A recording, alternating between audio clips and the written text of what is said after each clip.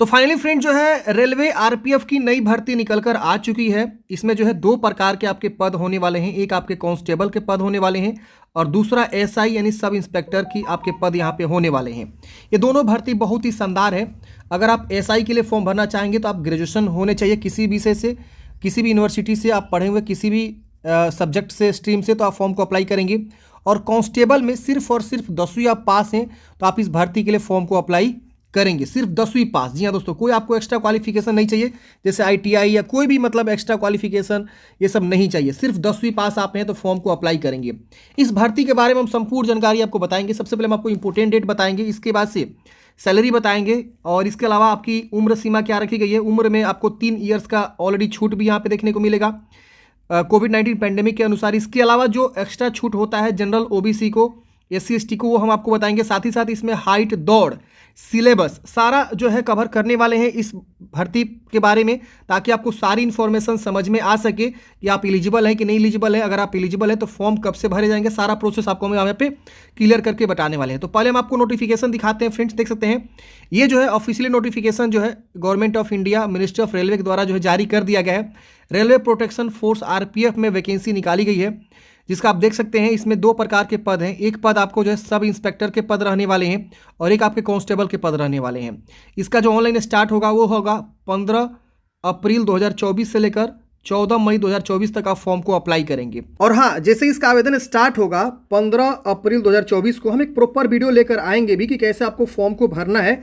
और उस दिन हम वीडियो ये बनाएंगे कि कैसे आपको फॉर्म को अप्लाई करना है। स्टेप बाय स्टेप फॉर्म भर के आपको हम बताएंगे लाइव, जिससे आपको जो है फॉर्म भरने में कोई भी समस्या ना हो और आप इजीली जो उस वीडियो के बेस पे फॉर्म को अप्लाई कर सकेंगे, जिससे आपको गलती नहीं होगा।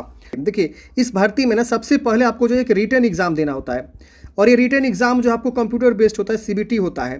तो इस भर्ती परीक्षा के लिए अगर आप कोई एक किताब की तलाश कर रहे हैं तो वो आप ले सकते हैं। मैं आपको रिकमेंड करने वाला हूँ फ्रेंड्स, चक्षु प्रकाशन का फ्रेंड्स ये आपका किताब रहने वाला है इस भर्ती परीक्षा के लिए। बहुत ही अच्छा किताब है। इसमें आपको जो है 5 सॉल्व पेपर देखने को मिलेंगे, 20 प्रैक्टिस सेट आपको व्याख्यात्मक हल से देखने को मिलेगा, 2500 प्लस बहुविकल्प प्रश्न व्याख्यात्मक हल से आपको इस किताब में देखने को मिलेंगे। तो इस किताब के साथ आप अपनी जो है तैयारी स्टार्ट कर सकते हैं। बहुत ही मदद मिलने वाला इस किताब के साथ। और सबसे खास बात यह है कि फ्रेंड्स इन्होंने जो है व्याख्यात्मक हल से जो क्वेश्चन दिया हुआ है ना, वो इन्होंने सॉल्व करके दिखाया हुआ, जिसके बेस पे आप दूसरा क्वेश्चन भी सॉल्व कर सकते हैं। जैसे मान लीजिए चौथा का बी यहाँ सही है, तो क्यों सही है यहाँ पे आप देखेंगे इस तरह से इन्होंने सॉल्व किया हुआ, जिसके बेस पे आप जो है आप और भी क्वेश्चंस को सॉल्व कर पाएंगे और अच्छे से प्रैक्टिस आप कर पाएंगे।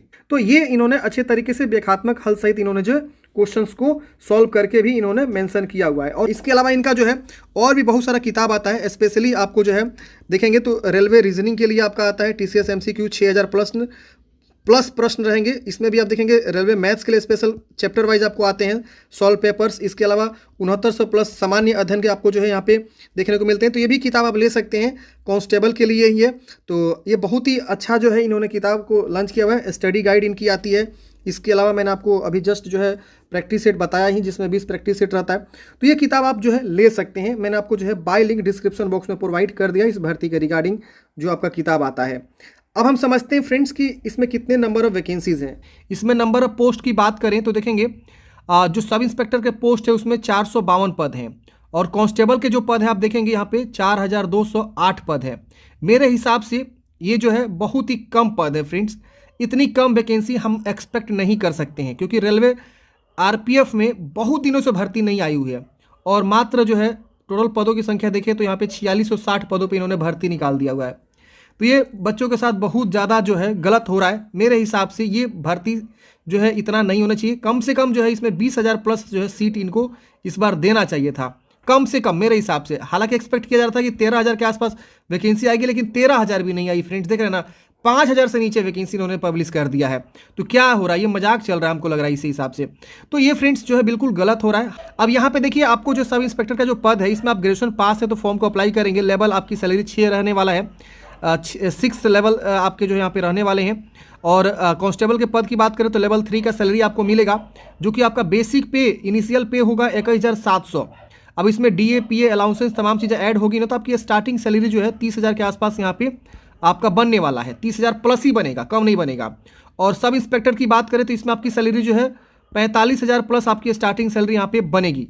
In hand salary DA PA allowances वगैरह ऐड करके मैं बात कर रहा हूँ। 45 प्लस 55 मान के चलिए मेरे हिसाब से डीएपी वगैरह, क्योंकि बहुत सारे अलाउंसेस मिल जाते हैं सेंट्रल गवर्नमेंट जो भर्ती होती है तो। और सब इंस्पेक्टर के लिए जो क्वालिफिकेशन है ग्रेजुएशन, और कांस्टेबल के लिए आपको सिर्फ 10वीं पास होने चाहिए, किसी बोर्ड के द्वारा आप 10वीं पास है तो फॉर्म को अप्लाई कर सकते हैं। अगर आपका रिजल्ट वेटिंग में है तो आप फॉर्म नहीं भर सकते हैं। और यहाँ पे अगर यहाँ लिखा हुआ देखिए candidates waiting for result of prescribe education qualification should not apply. अगर जो उनका वेटिंग रिजल्ट है पेंडिंग है तो फॉर्म नहीं भर सकते हैं। देखिए यहाँ पे एज रिलैक्सेशन जो है 3 साल का आपको दिया गया है। जैसे मान लीजिए सब इंस्पेक्टर के लिए 20 से 28 वर्ष की उम्र सीमा रखी गई है, तो इसमें 3 साल और ऐड कर देंगे तो 31 ईयर्स आपकी उम्र सीमा यहाँ पे काउंट करे जाएंगे। एज रिलैक्सेशन जो मिलता है ओबीसी को, SC ST को, उसको छोड़ के मैं बात कर रहा हूँ, सबके लिए एज रिलैक्सेशन यहाँ पे मिल रहा है। अब यहाँ पे कांस्टेबल के लिए 18 से 28 रखा गया है, तो इसमें आपका उम्र हो जाएगा 18 से 31 वर्ष। एज 3 ईयर्स का ऑलरेडी इन्होंने ऐड कर दिया, one time major due to कोविड-19 पेंडेमिक। तो पेंडेमिक के ये लोग बता रहे हैं कि इसका जो है एज में 3 साल का छूट सबको यहाँ पे मिलेगा। अब यहाँ देखेंगे तो बोला गया कि ये वैकेंसी जो है आरपीएफ की ऑफिशियली वेबसाइट पे बहुत जल्द शेयर हो जाएंगे। जो भी आरआरबी के ऑफिशियल वेबसाइट होते हैं, तो जितने भी आरआरबी की वेबसाइट है आपको जो है 15 अप्रैल को फुल नोटिफिकेशन यहाँ पे जारी हो जाएगा। अभी ये शॉर्ट नोटिफिकेशन जारी हुआ है। अब आपका जो एज की गणना किया जाएगा 1 जुलाई 2024 को किया जाएगा। मतलब क्या कि 20 से 31 की जो उम्र सीमा है वो आपका जो है कम से कम 1/7/2024 को फुलफिल होना चाहिए। उसके इस डेट को आपको काउंट करना है, आपका एज लिमिट जो भी काउंट करेंगे आप। तो ये आप देख लीजिएगा कि आपको कैसे कैलकुलेट करना है। आप गूगल में सर्च कर सकते हैं, एज कैलकुलेटर आपको मिल जाएगा। यहाँ जो है विकलांग पर्सन जो है फॉर्म को नहीं भर सकते, यहाँ पे देखिए ऑलरेडी लिखा हुआ है। इसके बाद यहाँ पे जो है महिलाओं के लिए 15% जो है सीटों पे रिजर्वेशन रहेगा। और जो SC ST OBC EWS का जो रिजर्वेशन है वो आपको यहाँ पे लागू रहेगा, जो सेंट्रल गवर्नमेंट का रूल्स होता है। तो आप लोग फॉर्म भरने से पहले OBC का जो है NCL आप बनवा लीजिए सेंट्रल लेवल वाला। और अगर आप EWS से आते हैं तो अपना EWS का सर्टिफिकेट जो है बनवा लेंगे सेंट्रल लेवल वाला। जी हाँ दोस्तों, ये बहुत इंपॉर्टेंट चीज़ें हैं। और बात करते हैं SC ST का, तो SC ST से अगर आप आते हैं तो जिस लेवल पे आपका जाति प्रमाण पत्र बनता है वही वाला आप बनवाएंगे। SC ST का सेंट्रल लेवल का कोई जाति वगैरह नहीं बनता है। आप चाहें तो SC ST का जो है DM लेवल पे बनवा सकते हैं, आप चाहें तो SC ST का जाति प्रमाण पत्र जो SDM लेवल पे बनवा सकते हैं, या CO जो बनाता है सर्कल ऑफिसर वो भी चल जाएगा। लेकिन OBC NCL वाला और OBC EWS सर्टिफिकेट जो आपका सेंट्रल लेवल का चाहिए, ये विशेष ध्यान देना है जो भी OBC से आते हैं। तो मोड ऑफ एग्जामिनेशन की बात करें तो CBT कंप्यूटर बेस्ड टेस्ट होता है, और यहाँ पे PT इसके बाद होता है, और PMT होता है फिजिकल मेजरमेंट मतलब हाइट वगैरह, और फिजिकल एफिशिएंसी मतलब दौड़ वगैरह होता है, हाई जंप लॉन्ग जंप ये सब होता है। ये सब आपके होंगे, तो अभी हम आगे डिस्कस करेंगे। फॉर्म फी वही 500 रुपये, 250 रुपये। जनरल और OBC को जो है 500 रुपये, जिसमें अगर आप पहला CBT एग्जाम कंडक्ट होगा तो उसमें आप जैसे अपीयर होंगे तो आपको जो यहाँ पे 100 रुपये काट के 400 रुपये रिफंड हो जाएंगे। और वही SC ST और एक्स सर्विसमैन फीमेल कोई है फॉर्म भरता है तो उनको 250 रुपये यहाँ पे पूरा का पूरा रिफंड हो जाएंगे जब आप पहला एग्जाम यहाँ पे इनको देंगे तो। बट फॉर्म भरते समय इतना रुपये आपको देना होगा, बाद में वो रिफंड हो जाते हैं। 100 रुपये काट के जनरल OBC को ही रिफंड होता है। अब यहाँ देखेंगे तो आपको ऑनलाइन मोड में ही फॉर्म भरना है, सिर्फ एक ही बार आपको फॉर्म को भरना है। अब यहाँ पे देखेंगे तो आपको जो है ये आरआरबी की वेबसाइट है, आपको जो है 15 अप्रैल के डेट में इन सभी आरआरबी की वेबसाइट पे आपको जो है फुल नोटिफिकेशन पब्लिश कर दिया जाएगा, इनके द्वारा यहाँ पे बताया गया है। अब हम समझते हैं फ्रेंड्स कि अगर आप फॉर्म भरना चाहते हैं तो आपकी हाइट क्या रखी जाती है। तो देखिए यहाँ पे जो हाइट और सिलेक्शन प्रोसेस की बात करें तो देखिए पहले में आपको कंप्यूटर बेस्ड टेस्ट होगा, तो इसमें आपका CBT होगा और उसके वजह से PET और PMT होगा, फिर डॉक्यूमेंट्स वेरिफिकेशन। अगर हम बात करें हाइट की तो देखिए यहाँ पे OBC और जनरल के लिए 165 सेंटीमीटर मेल की जो है हाइट रखी जाती है, फीमेल के लिए 157 सेंटीमीटर, और मेल के लिए देखेंगे तो आपको चेस्ट की मेजरमेंट की जाती है 80 से 85 यहाँ पे एक्सपेंड करके। SC ST की बात करें 160 सेंटीमीटर आपकी हाइट, और फीमेल के 152 सेंटीमीटर। अब अनएक्सपेक्टेड आपका चेस्ट जो है मेल के लिए 76.2 और फुला के 81.2 होता है। बाकी गोरखा, मराठास, डोगरा इन सब जगहों से जो आता है उनके लिए 163 सेंटीमीटर आपकी हाइट जो है नापी जाती है मेल के लिए, और फीमेल के 155 सेंटीमीटर, इनके लिए जो है 80 से 85 जो है चेस्ट यहाँ पे नापा जाता है। तो ये पिछली वैकेंसी के नोटिफिकेशन के अकॉर्डिंग मैं बता रहा हूँ फ्रेंड्स। ये हो सकता है कि जब नया नोटिस आए तो कुछ यहाँ पे बदलाव भी हो सकता है, लेकिन ये आपके जो है मेजरमेंट होते हैं आपकी हाइट में और यहाँ पे आपकी चेस्ट में।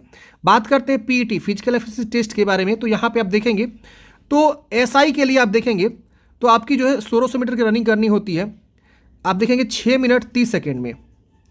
अब यहाँ पे लॉन्ग जंप करना होता है इनको 12 फीट का, और हाई जंप करना होता है 3 फीट 9 इंच का। अब यहीं पे देखेंगे तो आपको जो है SI फीमेल के लिए ये वाला 1600 मीटर नहीं होता है, 800 मीटर की रनिंग होती है 4 मिनट में।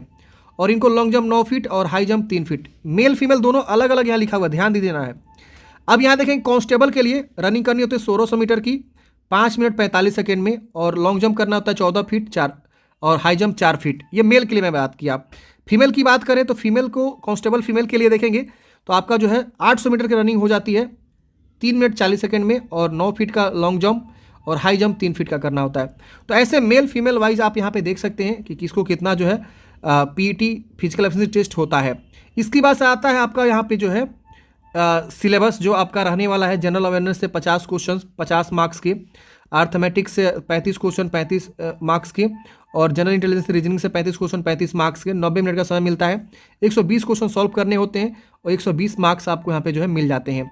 इसकी वजह से आपका यहाँ पे सिलेबस की बात करें तो ये आपका फुल सिलेबस रहता है। जनरल अवेयरनेस से क्या क्या क्वेश्चन कहाँ से पूछे जाते हैं, अर्थमेटिक्स से, जनरल इंटेलिजेंस रीजनिंग से कहाँ से क्वेश्चन पूछे जाते हैं, ये सब आपको जो यहाँ पे रहते हैं। तो आशा करता हूँ फ्रेंड्स आपको सिलेबस, हाइट, दौड़ वगैरह इसके बारे में पता चला होगा। आपके मन में कोई भी डाउट्स है कमेंट बॉक्स में पूछिएगा। जैसे इसका फुल नोटिफिकेशन आएगा हम प्रॉपर एक वीडियो लेकर आ जाएंगे कैसे आपको क्या करना होगा। फॉर्म अप्लाई का प्रोसेस भी हम आपको बता देंगे 15 अप्रैल के डेट में। बाकी नोटिफिकेशन डाउनलोड करना चाहते हैं तो मैंने आपको लिंक डिस्क्रिप्शन बॉक्स में प्रोवाइड कर दिया, क्लिक करके आप देख सकते हैं। आशा करता हूँ आपको सारी इन्फॉर्मेशन समझ में आया होगा। मिलता है किसी नेक्स्ट वीडियो में फ्रेंड्स, आपका दिन शुभ हो। जय हिंद।